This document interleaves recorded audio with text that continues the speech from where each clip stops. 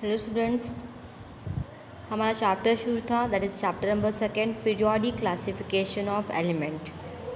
इसके पहले के लेक्चर में हमने classification of element as well as Dolby and triad ये टॉपिक स्टडी किया था। Now we are going to study the new topic that is Newland law of octaves. ठीक है, तो इसके पहले हम थोड़ा रिवाइज कर लेते डॉल्बी एंड ट्राइड के बारे में। तो उसके पहले हम क्लासिफिकेशन ऑफ एलिमेंट के बारे में देख लेते। ठीक है, एलिमेंट का क्लासिफिकेशन आपको पता है कि अर्लियर दो टाइप में हुआ था, मेटल्स एंड नॉन मेटल। उसके बाद उस मेटल भी उसमें ऐड हो गया था।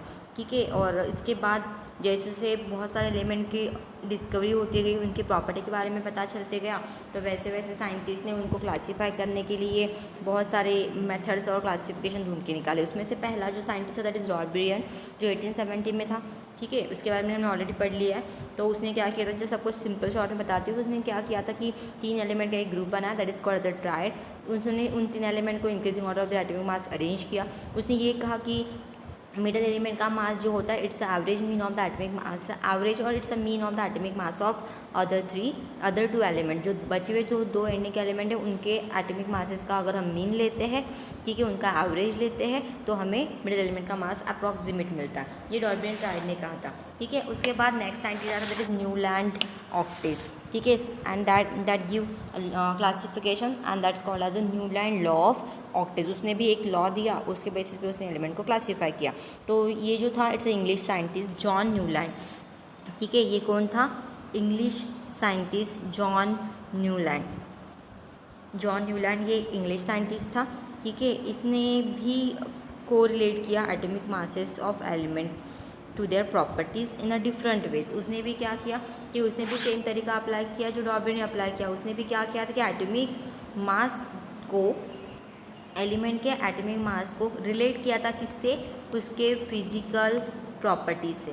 ठीक है, या फिर इन दैट केस फिजिकल बोलने की जगह पे हम प्रॉपर्टीज़ बोलेंगे, राइट। तो एटॉमिक मास को उसने रिलेट किया था किससे? उसके प्रॉपर्टी से। मतलब एलिमेंट की जो प्रॉपर्टीज़ होती है वो किसके ऊपर डिपेंड करती है? It depends on the atomic mass. Okay, so उसका भी सेम कंसेप्ट था कि एलिमेंट की प्रॉपर्टी जो है वो किसके ऊपर डिपेंड करती है? एटॉमिक मास के ऊपर डिपेंड करती है। एटॉमिक मास अगर चेंज हो गया तो उसकी प्रॉपर्टीज़ भी क्या होगी? उसकी प्रॉपर्टीज़ भी चेंज होगी, उसका कहना है। ठीक है, मतलब एटॉमिक मास जो है it's a very important, it's a fundamental property of that element. वो उसकी फंडामेंटल प्रॉपर्टी है, मतलब उसी के बेसिस पे उसने एलिमेंट को क्लासीफाई किया है। In the year 1866, Newland arranged the elements known at that time in an increasing order of their atomic masses. ठीक है, 1866 में न्यूलैंड ने क्या अरेंज किया? एलिमेंट्स को अरेंज किया, और वो भी कितने एलिमेंट? उसके टाइम पे जितने एलिमेंट उसको पता थे, ठीक है, the element known at that time, उसको उसने क्लासीफाई किया। ठीक है, किसने? न्यूलैंड ने। कौन सी ईयर में? 1866 में। वो भी किस तरीके से? इन an increasing order of their atomic mass. ठीक है, increasing order of their atomic masses के बेस पे उसने उन एलिमेंट को अरेंज किया। मतलब सेम पैटर्न फॉलो होता है डॉल्बी एंड ट्राइड के, बस ये है कि उसमें 3 एलिमेंट का ग्रुप बनाया था। ऐसा यहाँ पे कुछ नहीं है अभी फ़िलहाल। तो यहाँ जो बताया उसमें से कुछ नहीं है, अभी देखते हैं आगे उसने क्या बताया। ठीक है, तो 1866 तक जितने एलिमेंट्स न्यूलैंड को पता थे उसने सारे एलिमेंट्स को increasing order of the atomic mass arrange किया। वही इंक्रीजिंग ऑर्डर मतलब क्या? सबसे छोटा एलिमेंट, एटॉमिक मास वाला एलिमेंट सबसे पहले अरेंज होगा, और उन एलिमेंट में से सबसे ज़्यादा एटॉमिक मास जिसका होगा वो बाद में अरेंज होगा। तो इस तरीके से उसने एलिमेंट्स को अरेंज किया। He started with the lightest element hydrogen, आपको गिवन भी है। तो उसने कहाँ से स्टार्ट किया? उसने स्टार्ट किया सबसे छोटे एलिमेंट्स हाइड्रोजन से। ठीक है, he started the classification of element in an increasing order of the atomic masses with lightest element hydrogen. सबसे लाइट वेट वाला जो एलिमेंट है जिसका एटॉमिक मास सबसे कम है दैट इज हाइड्रोजन। उसका कितना मास है? 1 है। ठीक है, and ended up with the thorium. और उसने कहाँ पे एंड किया? हाइड्रोजन से स्टार्ट किया and TH that is thorium पे उसने एंड कर दिया। ठीक है, हाइड्रोजन ये सबसे लाइटेस्ट एलिमेंट है। ठीक है, एंड आपका जो थोरियम है वो थोरियम जो है वो हाई वेटेड एलिमेंट है।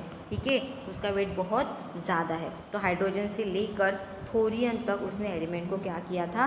अरेंज किया था। ओके, नाउ नेक्स्ट पॉइंट देखो। फॉर एग्जाम्पल ही गिवन इसके पहले देखो, ही फाउंड दैट, जब उसने ऐसा अरेंजमेंट करना स्टार्ट किया हाइड्रोजन से लेकर थोरियम को, जब उसने increasing order of atomic masses के बेसिस पे जब अरेंज किया, तो उसको क्या पता चला कि every eight element had a property similar to those of the first. उसने ये कहा कि जब एलिमेंट्स अरेंज हो गए तो उसको ये भी पता चला कि जो 8 एलिमेंट है उसकी प्रॉपर्टी किससे मैच करती है, फर्स्ट से। मतलब अगर हमने फर्स्ट एलिमेंट लिखा, फिर सेकंड एलिमेंट लिखा कि first element, second element, third, fourth, fifth, six, seven, तो जो 8 वाला एलिमेंट है, ठीक है, उसकी प्रॉपर्टी किससे मैच करती है, फर्स्ट से। उसके बाद 9 आएगा, फिर 10, फिर 11, 12, 13, 14 के बाद 15 आएगा। मतलब इसकी और इसकी प्रॉपर्टी कैसे, सेम। मतलब फर्स्ट एंड 8 एलिमेंट की प्रॉपर्टी कैसे रहेगी,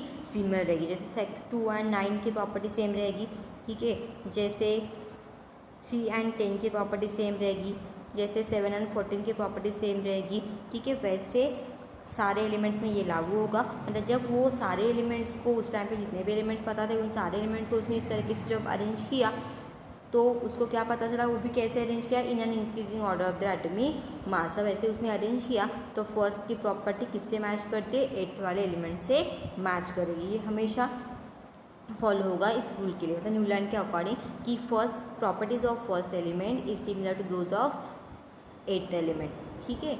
तो उसने ये बताया, he found that the every eight element had a property similar to those of what, first element, ठीक है। मतलब फर्स्ट एलिमेंट की और 8 एलिमेंट की प्रॉपर्टी कैसी रहेगी, सिमिलर रहेगी। For example sodium is the 8th element जो आपको दिया हुआ है, ठीक है। सोडियम ये 8th एलिमेंट है और इसकी प्रॉपर्टी जो है, 1 सेकेंड, 8 एलिमेंट है और उसकी प्रॉपर्टी किससे मैच करते हैं, लिथियम। एंड मतलब सोडियम और लिथियम की प्रॉपर्टी कैसे आती है, सेम आती है। आपको एग्जांपल नीचे दिया हुआ है, तो सोडियम एंड लिथियम की प्रॉपर्टी कैसे आती है, सिमिलर आती है, ठीक है। वैसे ही उसके बाद आपको दिया है मैग्नीशियम। तो magnesium shows a similar properties to beryllium and chlorine, shows a similarity with the magnesium shows a similarity with the beryllium. Magnesium की प्रॉपर्टी किससे मैच करेगी, बेरिलियम से मैच करेगी। देन उसके बाद क्लोरीन की प्रॉपर्टी फ्लोरीन के जैसे सिमिलर रहेगी, ठीक है। और Newland compare this similarity with the octaves in music. और न्यूलैंड ने ये जो कंपैरिजन दिया है वो म्यूज़िकल ऑक्टेव जो होती है उससे सिमिलर बताया, उसके साथ उसने कंपेयर करके बताया है।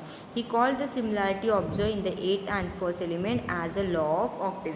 और उसका जो स्टेटमेंट था कि फर्स्ट एलिमेंट की प्रॉपर्टी जो है वो किससे मैच करती है, 8 एलिमेंट से मैच करती है, जैसे लॉ ऑफ ऑक्टेव्स में होती है। मतलब जैसे कहाँ पे होता है, म्यूजिकल नोट में होता है। म्यूजिकल नोट कौन सी होती है, सा रे गा मा प ध नि सा, ये आपने सुना होगा, ठीक है। जैसे आपको टेबल में दिया हुआ है, तो ये देखो, सा रे ग म प ध नि और एक होगा सा। तो जैसे म्यूज़िकल नोट होती है, म्यूज़िकल ऑक्टेव्स होता है, ठीक है, वैसे ही एलिमेंट्स का क्लासिफिकेशन न्यूलैंड का भी आया। उसने भी ये कहा, जैसे फर्स्ट नोट, जैसे यहाँ पे आपको म्यूज़िकल नोट दिया टेबल में, सारे गा मा पा, तो सा से आप नी तक जाओगे तो 1 2 3 4 5 6 एंड 7, ये 7 आया। फिर से आपका स्टार्टिंग कहाँ से होगा, सा से होगा, ठीक है। मतलब आप 1 से लेकर 7 तक कंटिन्यू उस म्यूज़िकल ऑक्टेव्स को बोलोगे, राइट। तो जैसे आप 7 के बाद जब 8 में जाओगे, 8 नोट पे जाओगे, तो इट्स सिमिलर टू द सा, राइट। तो वैसे यहाँ पे भी होता है कि आप हाइड्रोजन से लेकर आप जब अरेंज करते जाते हो, तो यहाँ पे ऑक्सीजन तक 7 एलिमेंट आता है, ऑक्सीजन के बाद फ्लोरीन आता है। तो जो प्रॉपर्टी यहाँ पे आपका 7 नोट तक तो ख़त्म हो गया लिख के, ऑक्सीजन तक आपका यहाँ पे ख़त्म हो गया, 7 नोट कंप्लीट हो गए, ठीक है। लेकिन जैसे ही आप फ्लोरीन को अरेंज करोगे तो वो फ्लोरीन कहाँ पे जाएगा, हाइड्रोजन के एग्जैक्ट नीचे। इसका मतलब क्या होगा कि जो प्रॉपर्टी हाइड्रोजन की है वही प्रॉपर्टी किसकी रहेगी, फ्लोरीन की रहेगी। मतलब they have a similar property. मतलब first element and 8th element, इन दोनों की प्रॉपर्टी कैसी होती है, सेम होती है, ये उसको कहना है। मतलब उसका कहना है कि जैसे 8th नोट जो होती है म्यूजिकल ऑक्टेव्स की, 8th वाली note it is similar to the first note, वैसे ही न्यूलैंड के क्लासिफिकेशन में भी हुआ कि फर्स्ट की प्रॉपर्टी 8th के प्रॉपर्टी से मैच करती है। तो इसीलिए उसने अपने क्लासिफिकेशन नाम क्या रख दिया है, अपने लॉ का नाम क्या रखा, it's a law of octaves. ठीक है, उसको क्या कहा उसने, लॉ ऑफ ऑक्टेव्स। और उसका स्टेटमेंट क्या है, the properties of first element is similar to that of eight element. ठीक है, लेकिन ये कब होगा, when we arrange the element in an increasing order of the atomic mass. जब आप एलिमेंट को अरेंज करोगे increasing order of atomic mass के बेसिस पे, तब आपको फर्स्ट की प्रॉपर्टी एट से सिमिलर मिलेगी। और जैसे म्यूजिकल ऑक्टेव्स में होता है, म्यूजिकल नोट में होता है, वैसे ही इसीलिए उसने कहा है उसको law of octaves. And so that Newland ने दिया है तो उसने अपना नाम भी दिया उसको, that is called the Newland law of octaves. Okay, I hope आपको ये पॉइंट समझ में आ गया। अभी देखो आपका जो टेबल है, उस टेबल में देखो सा नोड के अंदर कितने एलिमेंट्स आ रहे हैं। जैसे हाइड्रोजन, उसके बाद लिथियम को अरेंज किया, फिर beryllium, boron, carbon, nitrogen, oxygen. Oxygen ये 7th एलिमेंट है। उसके बाद जब फ्लोरीन को अरेंज किया तो वो कहाँ पर अरेंज किया, सा नोड में, हाइड्रोजन के नीचे। उसके बाद के, उसके बाद magnesium, aluminium, silicon, phosphorus. Sulphur तक खत्म होने के बाद फिर से हम नीचे आए, फर्स्ट नोड में क्लोरीन हो गया, potassium, calcium, chromium, titanium, manganese, iron.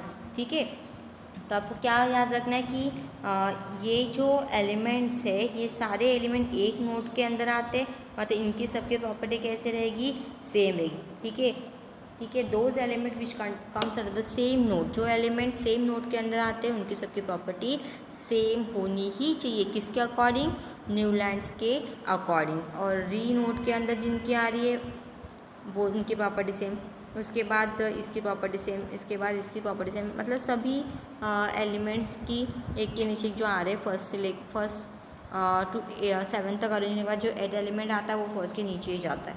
तो इस तरीके से आपका अरेंजमेंट मैंने आपको बता दिया। और ये एक ग्रुप इसके अंदर जो आते हैं एक नोड के अंदर, जैसे सा नोड के अंदर इतने एलिमेंट आ रहे हैं उनकी प्रॉपर्टी से, रे नोड के अंदर इतने एलिमेंट्स आ रहे हैं उनकी प्रॉपर्टी से। ठीक है, इस तरीके से आपको याद रखना है। ओके, देन उसके बाद देखो many limitations were found in the Newland law of Newlands octaves. ठीक है, बहुत सारे लिमिटेशंस फाउंड हुए न्यूलैंड ऑक्टेव्स में। And this law was found to be applicable only up to calcium. ठीक है, बहुत अब उसके लिमिटेशंस भी है। अब उसके लिमिटेशंस क्या है देखो, many limitations were found in Newland law of octaves, बहुत सारे लिमिटेशन पता चले। This law was found to be applicable only up to calcium. सबसे पहला उसका ड्रॉबैक लिमिटेशन, ये याद रखना कि ये जो वर्ड आपको यहाँ पे दिया है, कौन सा,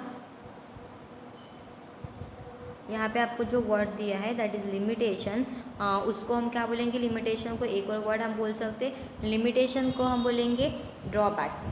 ठीक है, और ड्रॉबैक्स मतलब क्या, जो चीज़ वो एक्सप्लेन नहीं कर पाता है उसको हम उसके लिमिटेशंस बोलते हैं, या फिर उसको हम क्या बोलते हैं, उसके ड्रॉबैक्स बोलते हैं। तो आपको याद रखना है लिमिटेशन या फिर ड्रॉबैक मतलब क्या, जो एक्सप्लेन नहीं कर पाता, जो चीज़ वो एक्सप्लेन नहीं कर पाता, that comes under what, limitation, या फिर उसको हम क्या बोलेंगे, ड्रॉबैक्स बोलेंगे। राइट, तो लिमिटेशन और ड्रॉबैक एक ही चीज़ है, मतलब जो चीज़ वो एक्सप्लेन नहीं कर पाता उसको हम लिमिटेशन या फिर उसका ड्रॉबैक बोलते हैं। तो सबसे पहला उसका ड्रॉबैक क्या है कि he found to be this law was found to be applicable only up to calcium, मतलब इसने जो लॉ दिया न्यूलैंड ने, उसका लॉ सिर्फ कहाँ तक अप्लीकेबल हुआ, ओनली कैल्शियम, जिसका एटॉमिक नंबर 20 है। एटॉमिक नंबर है, एटॉमिक मास के बारे में नहीं बता रही मैं। कैल्शियम का एटॉमिक मास जो है इट इज़ 40.1।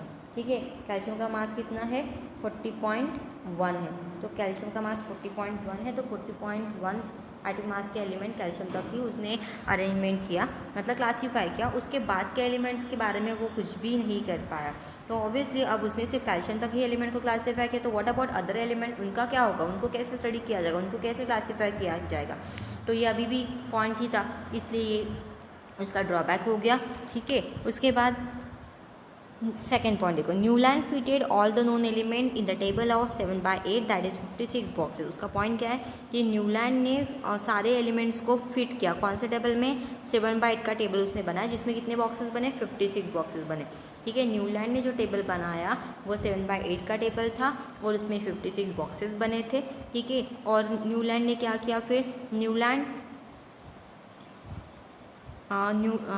ने क्या किया, Newland place the elements in 2 elements each in some boxes to accommodate all the known element in the table। और न्यूलैंड ने एक और चीज़ की, क्या कि उस टाइम पे जितने भी एलिमेंट्स उनको पता थे जितने भी एलिमेंट्स उसको उस टाइम पे पता थे, उन एलिमेंट को अरेंज करने के लिए उसने क्या किया कि एक बॉक्स में 2 एलिमेंट को रख दिया। ठीक है, Newland place 2 element in each in some boxes, कुछ बॉक्सेस में उन्हें 2 एलिमेंट को वहाँ पे प्लेस कर दिया। ठीक है, एंड फॉर एग्जांपल आपको दिया है वहाँ पे दैट इज़ कोबाल्ट निकेल, ये 2 एलिमेंट को एक साथ रखा है। देन सेरिलियम लैंथरम को एक साथ रखा है। ठीक है, ये 2 एग्जांपल है। कौन से 2 एग्जांपल? कोबाल्ट एंड निकेल, इन दोनों एलिमेंट को अलग अलग बॉक्स में रखना था बट उसने एक ही बॉक्स में रख दिया। सेरियम एंड लैंथरम, इन दोनों को भी एक ही बॉक्स में रख दिया। ठीक है, he place some elements with a different property under the same note in octave. इसका मतलब क्या कि उसने एक नोट के अंदर, नोट मतलब जैसे सारे गामा पर आपको दिया है टेबल में नोट। ठीक है, एक नोट के अंदर 2 सेम एलिमेंट को एक साथ रखा है। जैसे आपको एग्जांपल भी दिया है वहाँ पे कि जैसे for example Newland place the metals cobalt and nickel under the note of do. हम देखते हैं अलॉन्ग विद द हैलोजन्स। एक बार टेबल मूव कर लेते हैं तो उसने स्टेटमेंट क्या, आप सामने बुक रखोगे तो आपको ज़्यादा बेटर जाएगा अंडरस्टैंड करने के लिए, तो बुक भी रखो साथ में। ठीक है, उसने सा नोट मतलब 2, ठीक है, कौन सी नोट? सा जो नोट है दैट इज़ 2 बोला है। ठीक है, तो इस नोट में क्या होता है, इस नोट में कोबाल्ट और निकेल ये 2 एलिमेंट एक ही बॉक्स में रखे और ये एलिमेंट जो उसने किसके साथ रखे? हैलोजन के साथ। एक फ्लोरीन है, दूसरा क्लोरीन है और दूसरा क्लोरीन और तीसरा ब्रोमीन है। ये तीनों क्या है? हैलोजन। और हैलोजन कैसे होते हैं? हैलोजन ये निगेटिव एलिमेंट्स होते हैं, इट्स इलेक्ट्रोनिगेटिव एलिमेंट। वो कैसे होते हैं? इलेक्ट्रोनिगेटिव। लेकिन कोबाल्ट एंड निकेल ये दोनों कैसे है? इलेक्ट्रो पॉजिटिव एलिमेंट्स है, दे आर द मेटल्स। और हैलोजन ये निगेटिव है, इलेक्ट्रोनिगेटिव है, and cobalt nickel electro positive है। तो हाउ इट इज़ पॉसिबल? ये तो दोनों डिफरेंट एलिमेंट हो गए, एक इलेक्ट्रो पॉजिटिव हो गया, ये इलेक्ट्रोनिगेटिव हो गया, मतलब एक मेटल हो गया तो दूसरा नॉन मेटल हो गया। हाउ इट इज़ पॉसिबल कि मेटल एंड नॉन मेटल दोनों एक साथ ही रह गए? ये भी उसका लिमिटेशन है ना, क्योंकि हमने क्या कहा कि एक नोड के अंदर जितने भी एलिमेंट्स आएंगे सबकी प्रॉपर्टी सेम। जैसे सा नोड के अंदर ये जितने भी एलिमेंट्स है, ठीक है, हाइड्रोजन है, फ्लोरीन है, क्लोरीन है, कोबाल्ट निकल, ये सबकी प्रॉपर्टी कैसे आनी चाहिए थी? सेम आनी चाहिए थी। ये उसका पॉइंट था। बट इसमें से ये जो कोबाल्ट एंड निकेल जो है, ठीक है, कोबाल्ट एंड निकेल ये 2 एलिमेंट जो है वो ये प्रॉपर्टी फॉलो करते नहीं है। ये मेटल्स है और बाकी सब नॉन मेटल्स है, फिर भी उनको उनके साथ रखा गया, तो ये उसका ड्रॉबैक है। तो ये चीज़ वो एक्सप्लेन नहीं कर पाए कि एग्जैक्टली उसने ऐसा क्यों किया, और 2 एलिमेंट को एक बॉक्स में भी रख दिया, ये भी उसका ड्रॉबैक है। ठीक है, उसके बाद देखो नेक्स्ट पॉइंट उसका क्या है? देन आपको एग्जाम्पल मैंने अभी बता दिया। वाइल आपको एक और एग्जाम्पल दिया है, Fe having similarity with the cobalt and nickel but away from the along with the non metal oxygen sulphur. आपको एक थर्ड एग्जाम्पल ये दिया है कि जो कोबाल्ट और निकेल, मैंने जो 2 एलिमेंट बताए थे, तो कोबाल्ट एंड निकेल की प्रॉपर्टी किससे मैच करती है? आयरन से मैच करती है। ठीक है, लेकिन उनको किसके साथ रखा गया? ऑक्सीजन और सल्फर, इन 2 नॉन मेटल के साथ रखा गया। इसका मतलब ये भी उसका ड्रॉबैक है कि आयरन की प्रॉपर्टी तो कोबाल्ट एंड निकेल के साथ मैच करती है, बराबर है, और वो ऑक्सीजन और सल्फर के साथ तो बिल्कुल भी मैच नहीं करती, क्योंकि आयरन ये मेटल है और ऑक्सीजन ये सल्फर, ये दोनों नॉन मेटल्स है। फिर भी नॉन मेटल और मेटल को एक साथ रखा गया, तो ये भी उसका ड्रॉबैक है। तो ये भी चीज़ वो एक्सप्लेन नहीं कर पाया। ओके, नाउ नेक्स्ट पॉइंट देखो, Newland octaves did not have a provision to accommodate the newly discovered element. Newland octaves जो है did not have a provision, उनके पास कोई भी प्रोविज़न नहीं है किसके लिए? to accommodate the newly discovered element. अगर न्यूलैंड ने एलिमेंट को क्लासीफाई करने के बाद भी उसका टेबल बनने के बाद भी अगर कोई एलिमेंट डिस्कवर होता है तो उन एलिमेंट को रखने का प्रोविज़न, उनको अकोमोडेट करने का प्रोविज़न उसके पास नहीं है। ये भी उसका ड्रॉबैक है, क्योंकि बाकी एलिमेंट्स को कहाँ रखेंगे, ये भी प्रॉब्लम आता है। अगर बाद में डिस्कवर होंगे एलिमेंट्स तो उनको कहाँ रखा जाएगा?